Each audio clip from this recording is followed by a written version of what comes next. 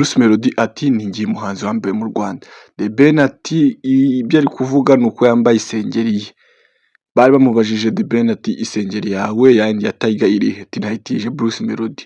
Ibi ni ibyabereye muri press conference aho bitegura gukora igitaramo tariki ya mbere z'ukwezi kwa mbere 2026. Tugiye kurebera hamwe ubwishongore ndetse no kwishyira hejuru kwa bamwe mw'aba bahanzi, ibyo bavugiye muri press conference. Mbahaye ikaze rero ku buryo burambuye, njye ndi Abu Dhabi, iyi ni Habineza TV, muce impaka.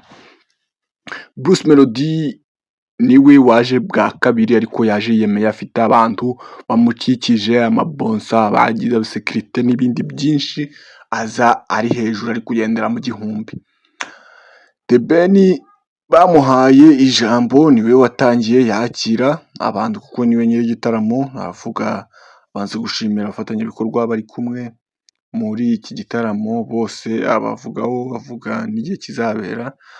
Arangije baha Bruce Melody nawe arabasuhuza. Arangije Bruce Melody aravuga ati kuba nzi ko ari njye wa mbere mu muziki, ari njye ukora neza iyo bampamagaye, ngo ntaterwa ipfunwe nuko bamuhamagaye, kubera ko ngo azi ko ngo ntaho umuhiga.